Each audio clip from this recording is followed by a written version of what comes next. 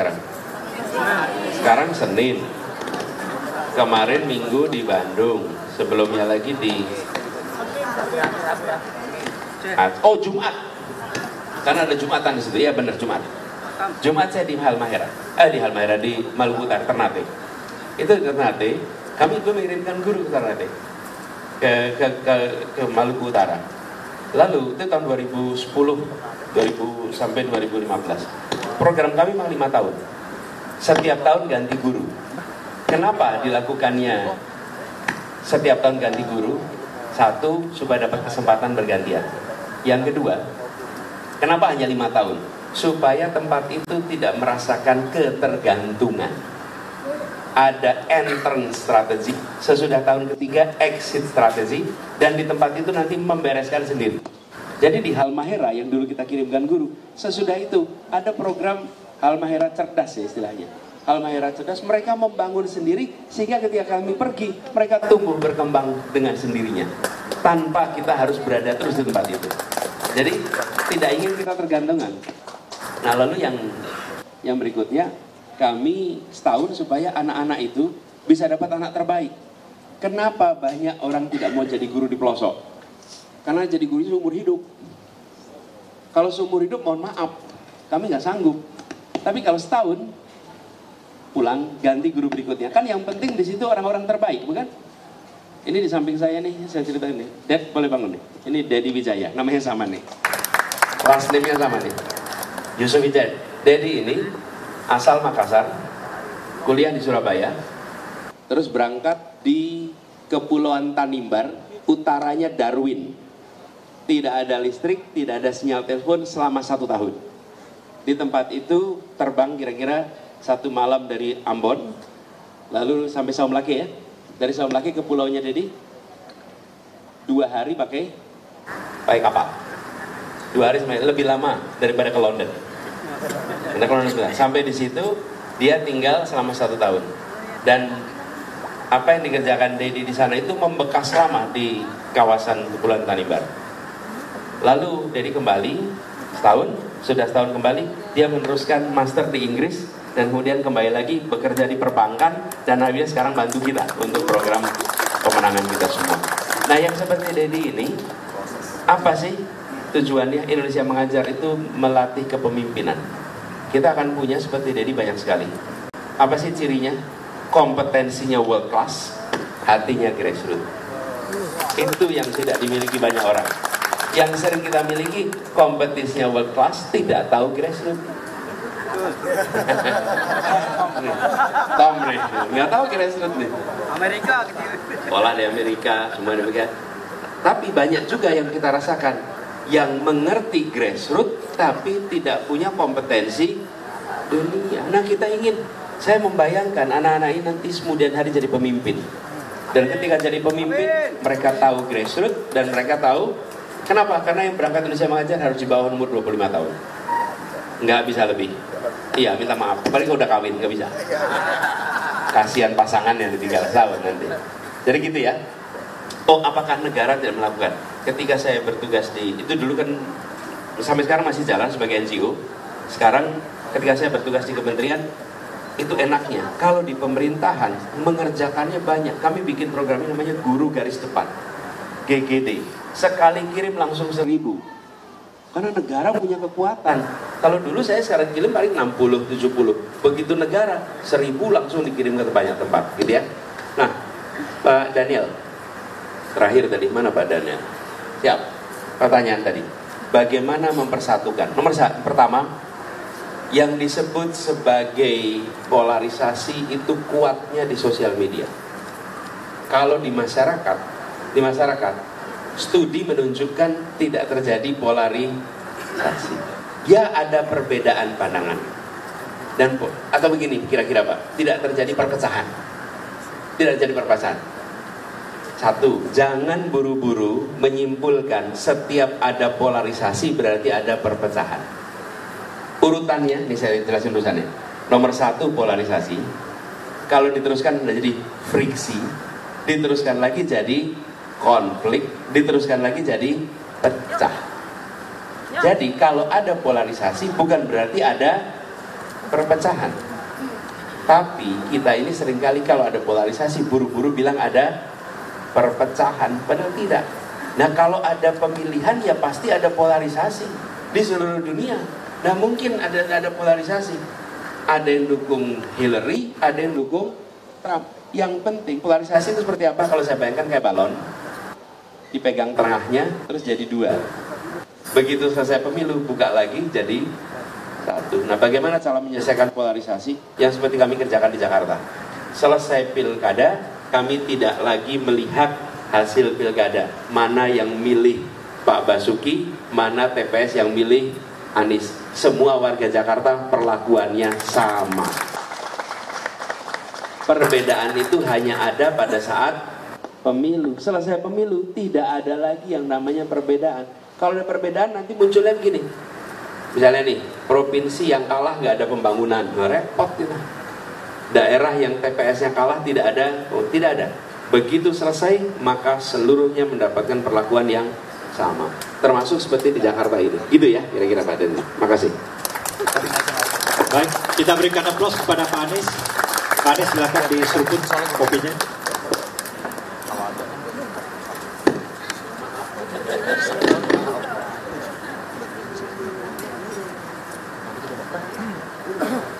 Minta maaf buat yang menonton.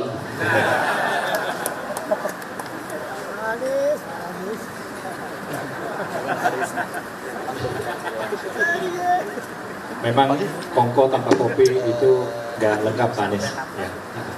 Baik, 2 minggu lagi, Pak. di sini saya ingin memperkenalkan ya Pak Anies, izin beberapa. Di sini ada Pak Bambang Sunarko, ada Pak Didit, ada Pak Anwar Budiman, ada Pak Yusuf Hamdani. Baik, boleh silakan berdiri sebentar Bapak. Pak. Ya, Pak Yusuf, Pak Anwar, Pak Bambang, Pak Didit, silakan. Teman-teman di sini, ini adalah keluarga tokoh-tokoh sepuh dari keluarga besar komunitas masyarakat Indonesia Tionghoa yang telah bersama-sama dengan Pak Anies ya, jauh sebelum Pak Anies menjadi Gubernur DKI ya.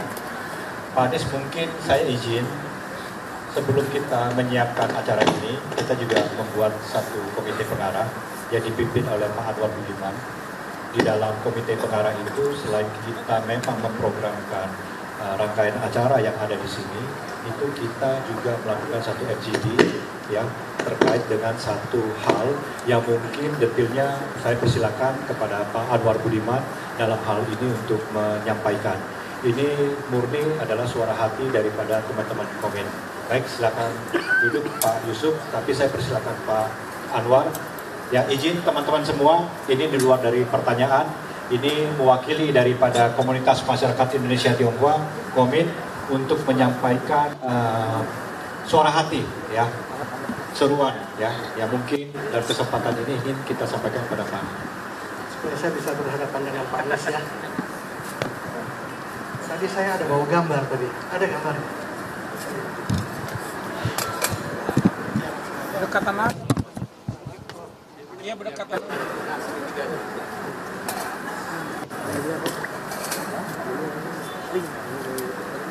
Ya Pak Anies, kami dari saya Anwar Budiman dari Komit ada sedikit titipan kepada Pak Anies. Apabila Pak Anies nanti terpilih sebagai presiden, dan saya yakin dan titipan ini tidak saya titipkan kepada yang lain, hanya kepada Pak Anies. Apabila terpilih sebagai presiden, kami dengan apa yang kami riset kecil-kecilan, kami mengusulkan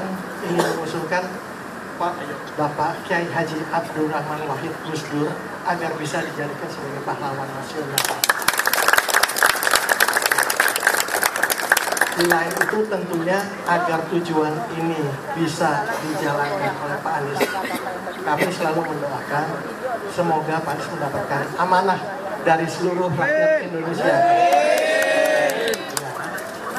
Demikian Pak, cukup. Sekian, terima kasih. Boleh.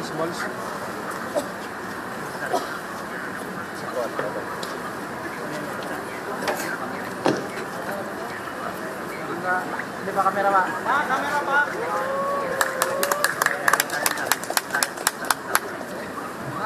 Dengan ini saya Anwar Budiman dari Komit menyampaikan usulan kepada calon presiden kita Bapak Anies Rashid Baswedan agar Bapak Gus Dur Abdurrahman Wahid dapat dijadikan sebagai pahlawan nasional.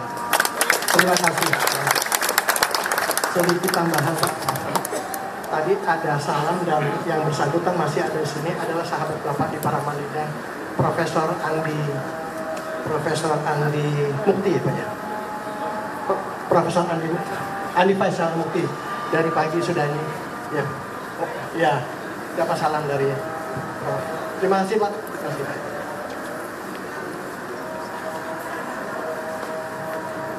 Oke, gini. Terima kasih Pak Anwar. Aspirasinya kami terima dan insya Allah nanti diperjuangkan untuk bisa menjadi pahlawan nasional. Terima kasih. Dan ini tinggal melakukan prosesnya. Ada nanti seminar, ada nanti usulan, itu tinggal jalanin aja. Dan saya rasa akan banyak institusi yang siap untuk memfasilitasi ya. Terima kasih. Siap, Pak Udo.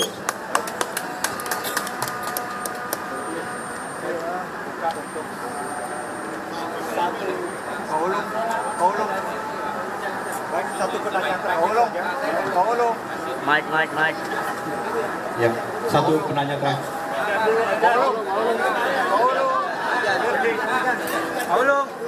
Bapak Ibu semua, izin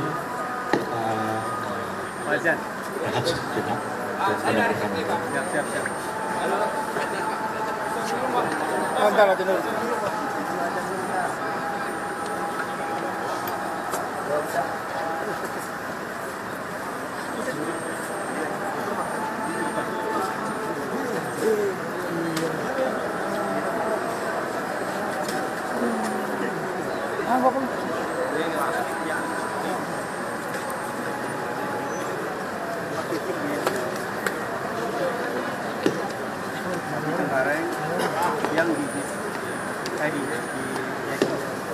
Oke, yuk kita bisa mulai lagi.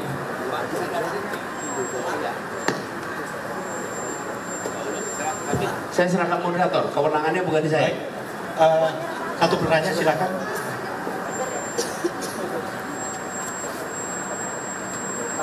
Assalamualaikum warahmatullahi wabarakatuh.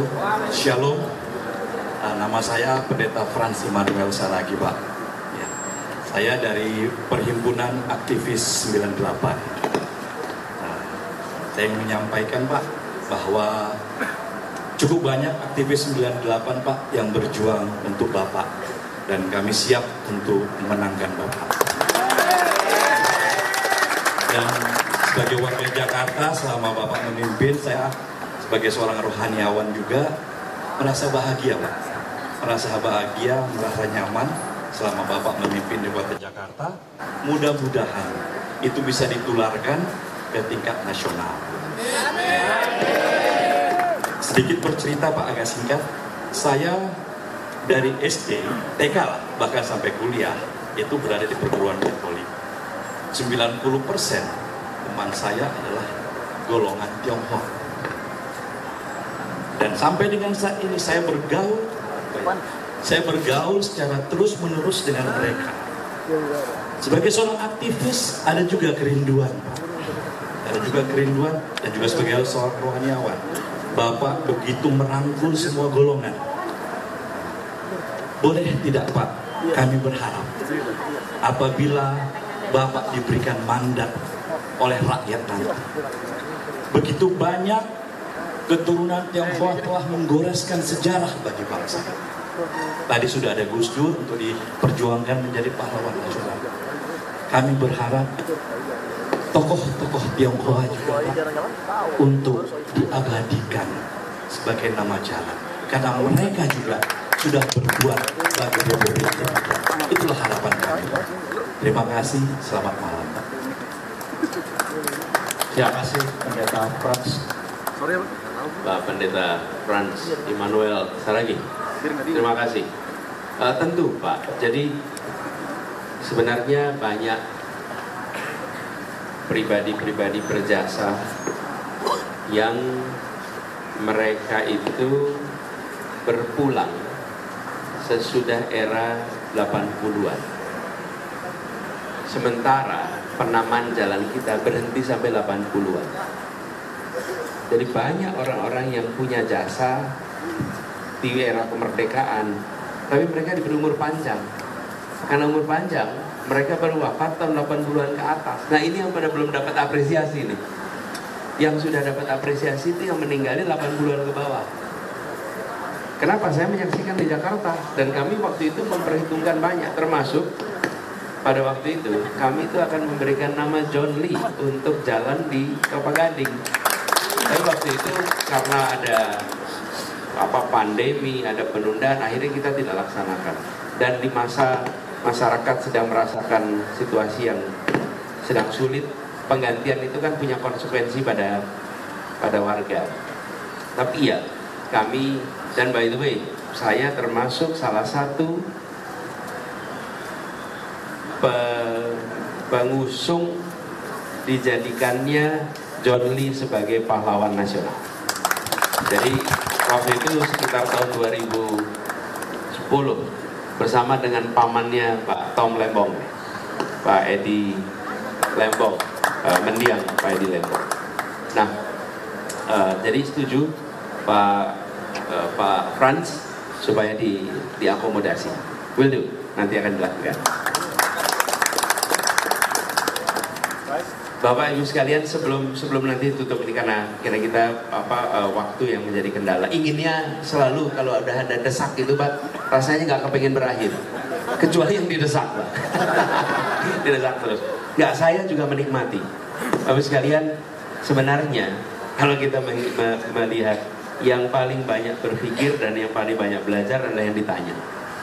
Bukan yang bertanya. Saya yang paling banyak mendapatkan masukan kalau ada acara-acara seperti ini. Nah, sebelum kita akhiri, saya ingin cerita sedikit. Kawasan Pancoran ini gapura kemarin kita buat.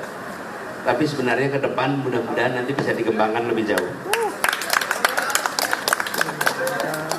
Nah, ini ada rencana yang ingin kita laksanakan. Minta maaf, ini hanya satu sisi. Nanti kita kalau bikin 2 sisi ya. Biar dua-dua bisa lihat. Nanti saya kasih gilirannya. Jadi kita berharap nanti sekarang revitalisasi gapura itu dituntaskan.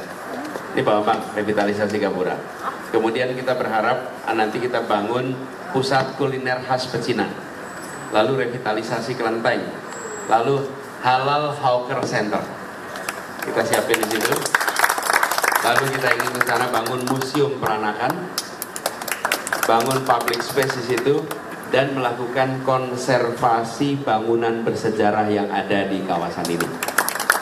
Lalu kita ingin pastikan ada kawasan-kawasan yang menjadi semacam mural street.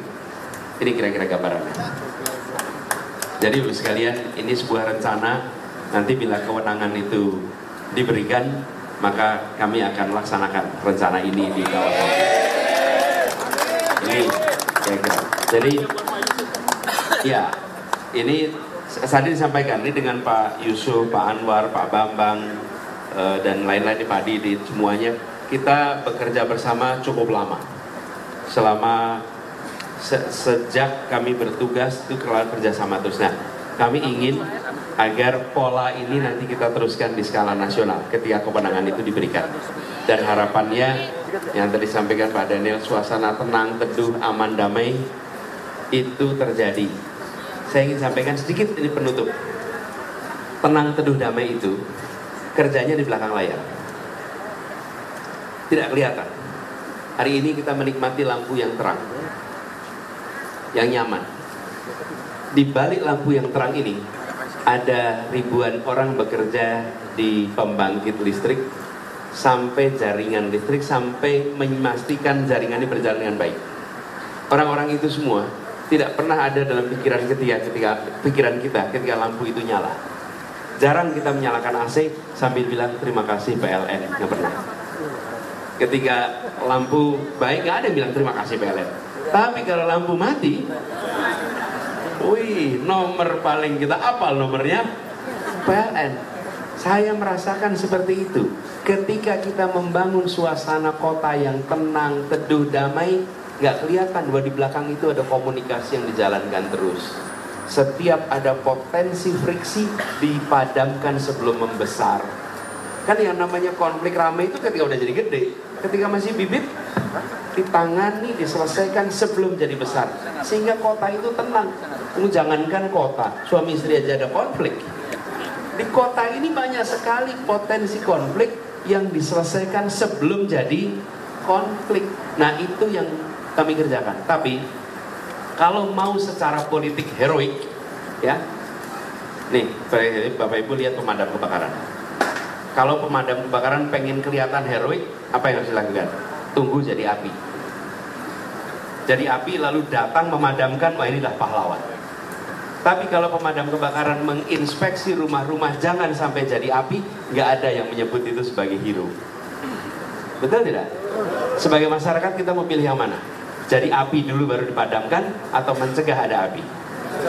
Mencegah ada api. Nah, mencegah ada api itu tidak memberikan kesan bahwa ada pengamanan. Padahal disitulah letak kuncinya. Kami memilih rute yang kedua, mencegah terjadinya api, mencegah suasana konflik, dan kami bersyukur berkat kerja bersama semuanya nih yang hadir di sini, tokoh-tokohnya termasuk FKUB Jakarta tenang, teduh, aman, damai selama 5 tahun. Nah, mudah-mudahan kita bisa jaga. Terima kasih buat semuanya, terima kasih buat desaknya. Nanti kita lanjutkan di waktu yang akan datang ya. Nanti kita obrol lagi. Ya, Pak, cukup ya. Baik. Baik, Bapak Ibu semua, kita berikan aplaus sekali lagi kepada Bapak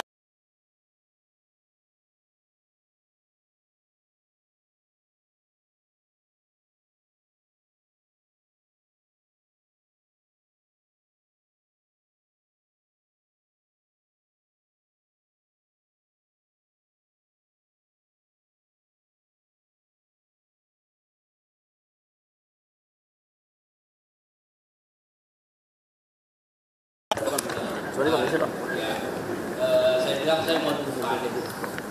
Nah, waktu Pak Anies bilang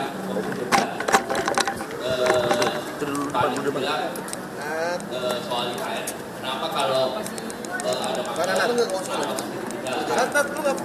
Saya belajar soal drainase segala macam. Saya belajar dari Pak Anies. Saya siap bantu Bapak. Aja. Akhirnya itu bangku kencang amat dong. Bangku kencang amat. Teman-teman saya kalau saya maju begini pasti dia marah. Instruksinya Pak Tom Lembong. Bodok ya. Dan kalau Bapak benar-benar, saya akan bantu Bapak Ya. buat supaya Terima kasih. Jawa Bebas dari ini. Nama Bapak siapa? Fajar. Pak Fajar. Terima kasih Pak Fajar. Terima kasih. Tapi betul itu. Paham betul Pak Fajar. Itu saya sampaikan. Jangan kita ini kalau punya masalah ditinggalkan. Kota tua. Belanda pindah ke kota tua kenapa? Karena pada waktu itu sudah ditemukan oleh Belanda permukaan tanahnya menurun. Jadi dia pindah ke tempat yang sekarang kita kenal dengan Monas dan lapangan banteng. Jadi bukan diselesaikan tapi ditinggalkan. Nah terus sekarang kita ada masalah di Jakarta bukan diselesaikan tapi kita selesaikan masalahnya. Pak Fajar nanti bantuin menuntaskan ya. Terima kasih. Pak Anies, izin kalau berkenan saya minta dengan hormat Pak Kok, Bu Ferry, Pak Bambang, Pak Yusuf, Pak Anwar, Pak Anies, sebentar.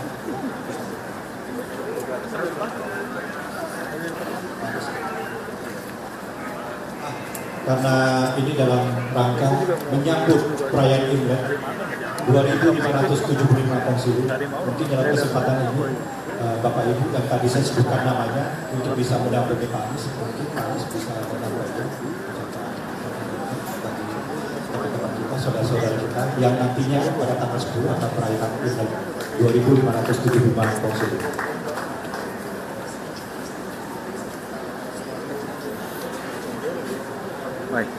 Nunduk.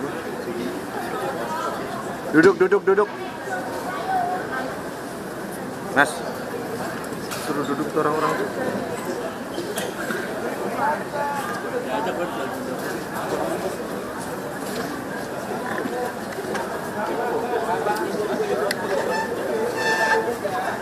Ya, oke. Wah, jauhin aja ntar ya. Recording aman ya.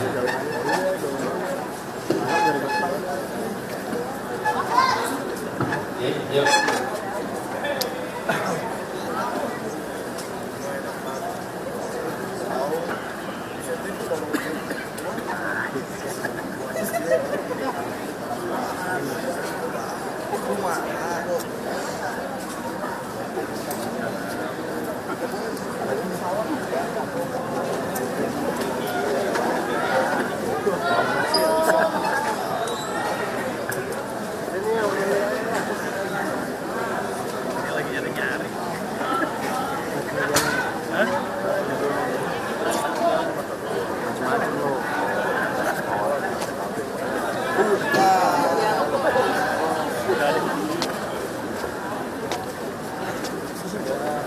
Udah ya, oke.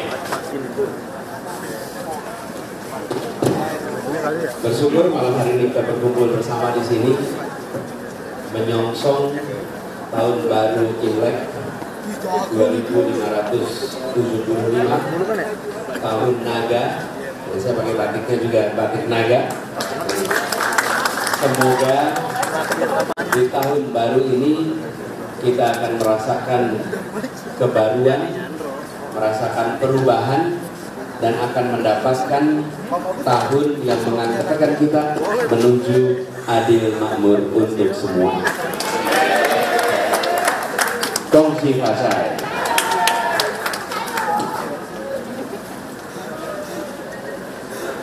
Oke, sip.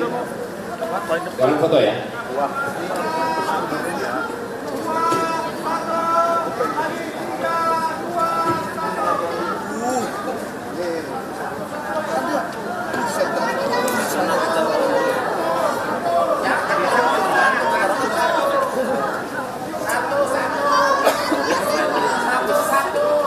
Baik, terima kasih sekali lagi. Kita berikan aplaus yang meriah untuk Bapak Anies Baswedan dan juga Ibu Ferry Sarati. Kami dengan senang hati, sekali lagi Pak Anies, Pak Bu Ferry, atas kehadiran Bapak Ibu malam hari ini bersama kami di Chinatown Point di Foodland.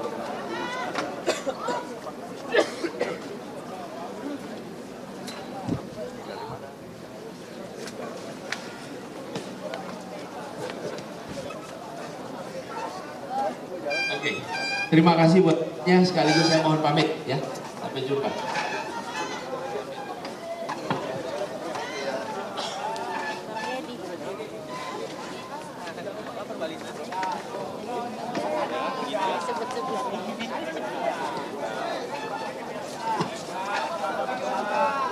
Anies siapa? Anies siapa? Anies siapa?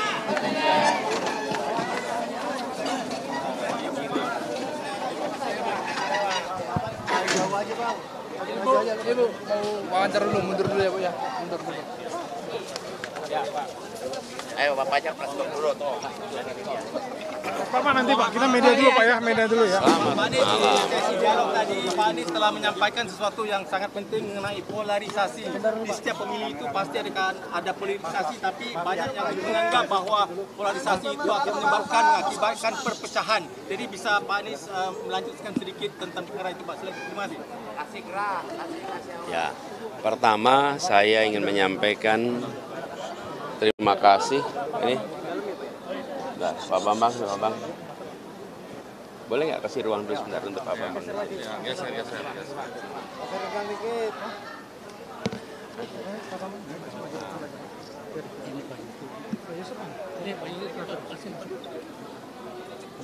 Pertama, saya ingin menyampaikan terima kasih kepada Bapak-Bapak, Ibu, teman-teman di Komunitas Indonesia Tionghoa yang menyelenggarakan kegiatan pada malam hari ini di kawasan Glodok Pancoran. Ini adalah kegiatan rutin yang biasa saya ikuti ketika kami bertugas di Jakarta. Nah, apa itu menyongsong Imlek? Nanti pada tanggal 10 Februari. Hanya saja pada tahun ini saya berkeliling, jadi diadakan di hari ini lebih awal, sekaligus berdialog dengan masyarakat dan membahas beberapa hal. Jadi kami berharap apa yang kemarin berhasil dikerjakan bersama di Jakarta, yaitu membangun suasana yang teduh, tenang, damai, itu bisa kita jaga terus di tingkat nasional. Dengan cara apa? Komunikasi, dengan cara memberikan kebijakan yang berprinsip kesetaraan, sehingga benar-benar terjadi perasaan persatuan. Itu. Tadi tentang apa? Pemilu. Dalam setiap pemilu pasti ada perbedaan pilihan. Dan perbedaan pilihan itu pasti akan diasosiasikan, disebut sebagai polar. Polar itu kutub. Nah, penting bagi semuanya untuk memastikan, dan ini yang saya sampaikan sebagai komitmen sebagaimana kita kerjakan di Jakarta. Selesai pemilu, maka semua adalah warga negara Indonesia yang memiliki hak yang sama untuk mendapatkan pelayanan dari negara, untuk mendapatkan kesempatan dari negara. Karena itu, selesai pemilu, selesai pilpres, yang terpilih merangkul semua, bekerja bersama dengan semua. Dan itu prinsip yang kami pegang selama ini, dan itu juga yang dilaksanakan di Jakarta.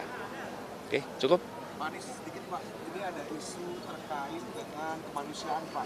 Ini ada dari masyarakat Kampung Bay yang masih meminta pertanggungjawaban dari gubernur Pak. Nah, melihat dari isu masyarakat ini Pak, mungkin dari Pak Anies tanggapannya bagaimana? Saya sudah berapa kali menyampaikan bahwa fasilitas itu dibangun untuk warga Kampung Bayam. Bahkan rancangannya pun disiapkan untuk mereka bisa bercocok tanam. Karena sebagian dari mereka memang bekerja sebagai petani. Di situ dilakukan desain untuk urban farming. Jadi memang itu untuk mereka. Nah, seharusnya itu langsung saja dituntaskan. Karena tinggal masalah administrasi saja. Dan secara ketentuannya sudah pernah dipakai di mana? Di Kampung Akuarium, di Kampung Susun, Bukit Duri. Jadi ketentuan ada, tinggal dilaksanakan. Nah, ini benar seperti Anda bilang, ini soal kemanusiaan. Jangan sampai kita ini pada yang kecil kita tidak bertindak adil. Mereka memang bukan orang-orang berkuasa yang punya akses pada pemegang kewenangan, tapi justru karena mereka rakyat kecil, negara harus hadir dan melindungi. Prinsip itu juga yang kami pegang selama ini. Tadi sore saya barusan bertemu dengan jaringan rakyat miskin kota, yang selama 5 tahun kemarin mereka dapat perlindungan, bisa dilakukan peremajaan kampungnya, dapat kesempatan untuk bekerja, dan kebahagiaan dari masyarakat yang secara sosial ekonomi masih rendah itu membuat mereka punya optimisme bahwa negeri ini melindungi semua, bukan hanya melindungi sebagian. Ya. Sekarang saya ingin mengundang dari tokoh sini Pak Anwar, Pak Yusuf, Anwar, atau Pak Bambang Pak untuk Yusuf, menyampaikan. Pak Yusuf. Silakan. Pak Anwar. Silakan Pak Anwar.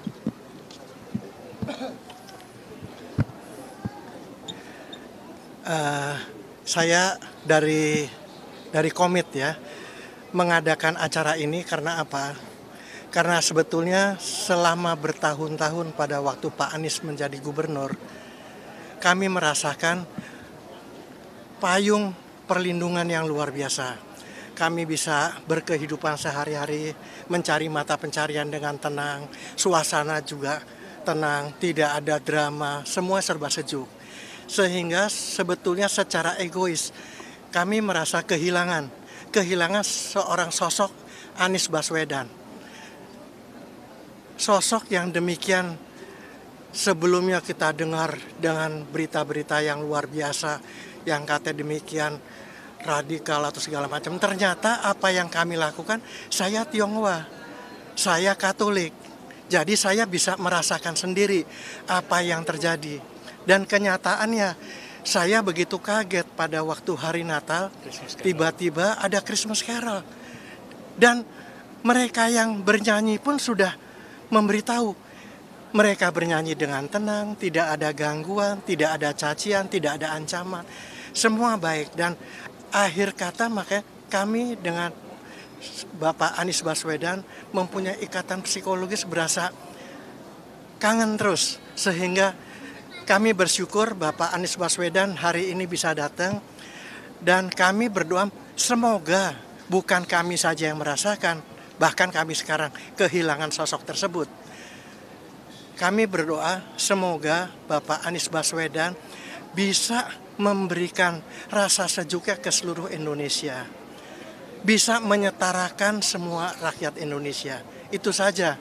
Dan semoga apa yang kami harapkan itu Tuhan juga mendengar.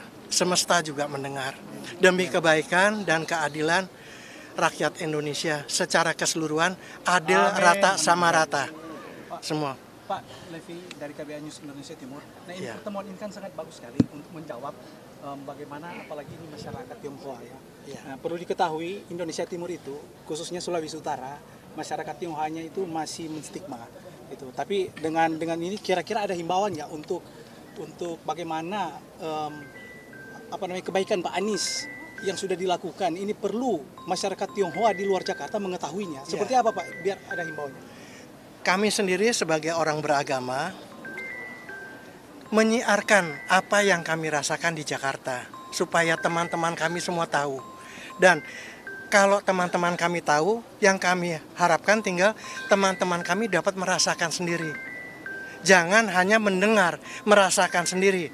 Dengan cara kita usahakan supaya Pak Anies bisa terpilih menjadi Presiden Republik Indonesia. Amin. Ya, hanya itu saja. Karena kalau kami cerita, mungkin dia pikir hanya cerita, hanya promosi.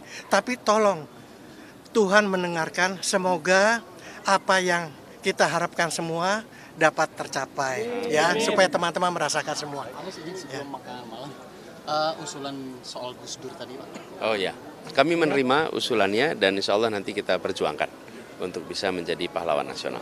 Ya. Oke, sip, yuk kita jalan ya. Makasih. Terima kasih banyak.